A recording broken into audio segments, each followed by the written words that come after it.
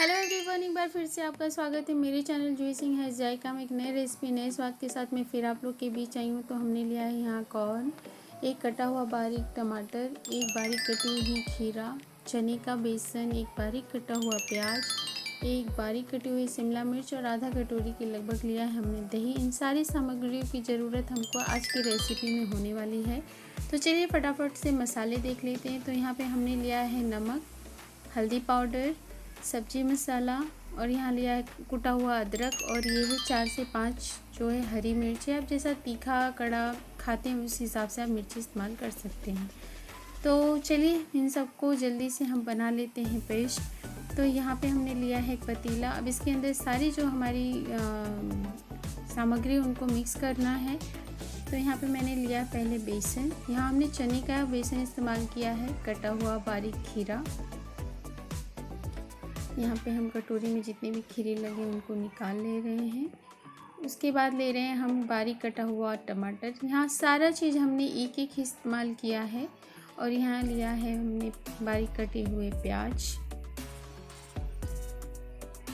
बारीक कटी हुई शिमला मिर्च,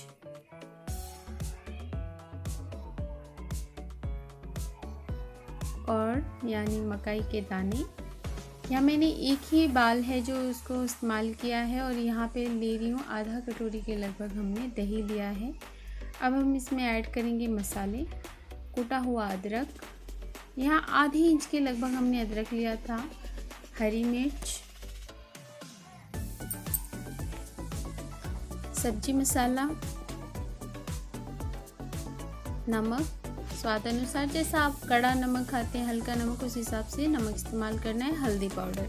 अब इन सारी चीज़ों को हम पहले मिक्स कर लेते हैं अच्छे से। उसके बाद यहाँ हम पानी ऐड करेंगे। तो मैंने ऑलरेडी पानी जिस कटोरी में दही रखा था उसमें ले लिया है, जिससे कि जो लगी हुई दही है उसमें पानी के साथ हम इस्तेमाल कर पाएँ।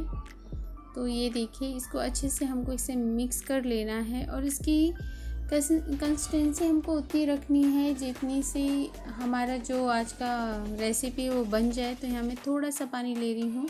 और इसको बहुत ज़्यादा हमको थिक नहीं बनाना है और मीन्स बहुत पतला नहीं करना है और बहुत गाढ़ा नहीं करना है, हमको मीडियम रखना है, जिससे कि हमारे चम्मच में अच्छे से उठ जाए और गिराने पे तवे पे डालने पे अच्छे से आए। तो ये देखिए, इसको हम थोड़ा और फेंटेंगे तो गाढ़ा होगा क्योंकि ये बहुत पतला हो गया है।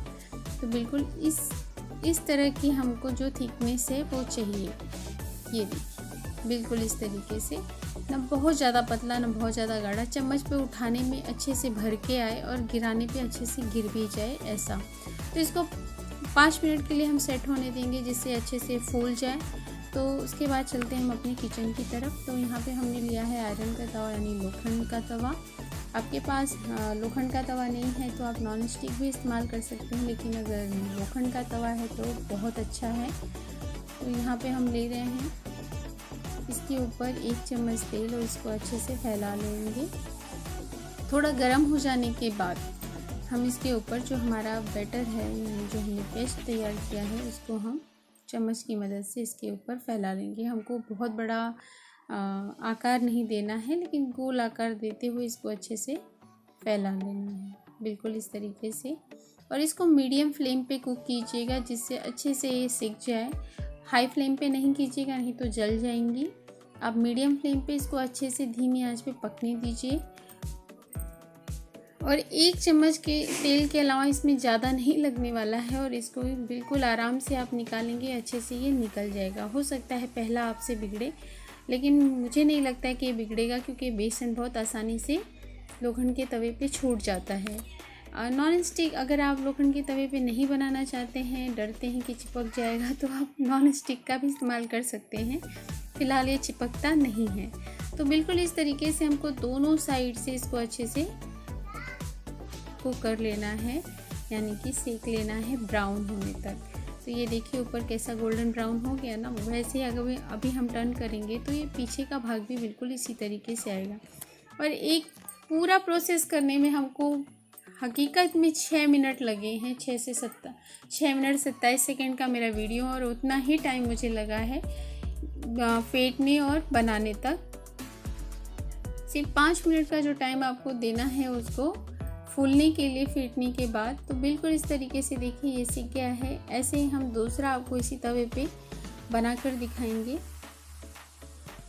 तो चलिए डाल के दिखाते हैं। फिर हमने 1 चम्मच इस्तेमाल किया है तेल, इससे ज़्यादा हमने ना उसमें इस्तेमाल किया ना यहाँ करूँगी।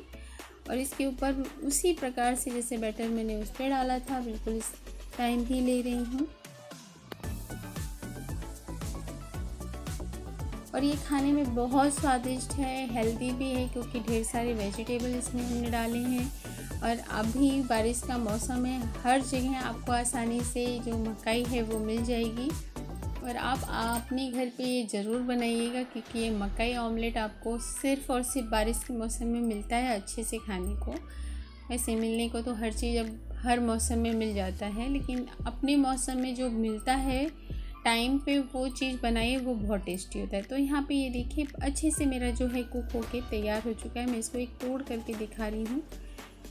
बिल्कुल इस तरीके से आपका भी बनने वाला है। आप चाहो तो चटनी इस्तेमाल कर सकते हैं, लेकिन यहाँ बिना चटनी का ही ये बहुत टेस्टी है। आप ऐसे भी खा सकते हैं। मोस्टली आप चाय या कॉफ़ी के टाइम इसको सर्व करिए और खाइए। आई होप आपको मेरा ये रेसिपी बहुत पसंद आएगा। मैं नए वीडियो में आपके साथ मिलती हूँ, तब तक के लिए बाय बाय। एंजॉय कीजिए रेसिपी।